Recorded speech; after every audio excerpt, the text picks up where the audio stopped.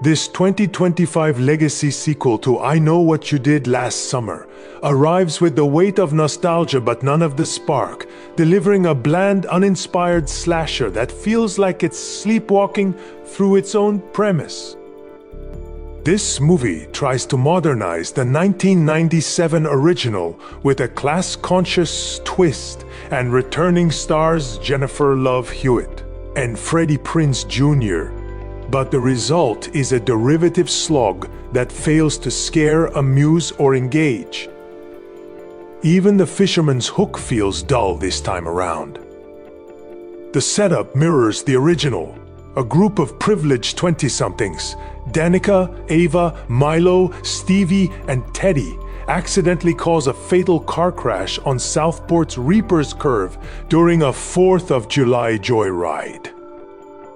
With Teddy's wealthy father covering up the incident, they think they're in the clear, until a year later when a note reading, "I know what you did last summer," heralds the return of a hook-wielding, slicker-clad killer. The group seeks help from Julie James and Ray Bronson, now grizzled survivors of the 1997 murders, but the past offers little salvation. The film's attempt at social commentary, pitting the haves against the have-not, feels half-baked, quickly sidelined for a trauma-focused narrative that's as shallow as a social media platitude. The characters are paper-thin, with Madelyn Cline and Sarah Pidgeon doing their best to inject personality into roles that feel like archetypes recycled from better slashers. The kills, while gory, lack creativity or tension, with the movie telegraphing every scare so blatantly that the audience is left waiting for shocks that never land.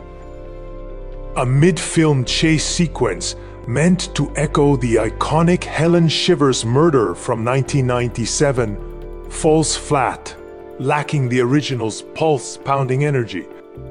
Jennifer Love Hewitt and Freddie Prinze Jr. bring a weary gravitas, but their roles feel like obligatory fan service, with little to do beyond dispensing vague trauma wisdom. The younger cast struggles to match their presence, and supporting players are underused, their flashes of wit drowned out by clunky Gen Z dialogue that mistakes TikTok slang for cleverness. The killer's reveal, meant to be a shocking twist, lands with a whimper, undermined by a script that prioritizes red herrings over character depth or narrative coherence.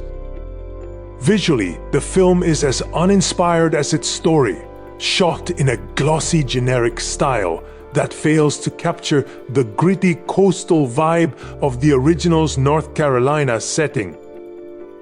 The gentrified Hamptons of the South concept is intriguing but unexplored, leaving Southport feeling like a backdrop from a TV drama. At 111 minutes, the pacing drags, padded with repetitive jump scares and a climax that piles on twists so convoluted they'd make M. Night Shyamalan blush. For all its nods to the 1997 film, cameos, Easter eggs, and a familiar fisherman's slicker, this movie feels like a cynical cash grab, lacking the charm of its predecessor or the meta wit of Scream. Fans might find fleeting joy in seeing Hewitt and Prinze Jr. again, but even their presence can't save a film that's more interested in nostalgia than in telling a story worth screaming about. It's not worth spending time to watch this. You're better off revisiting the original.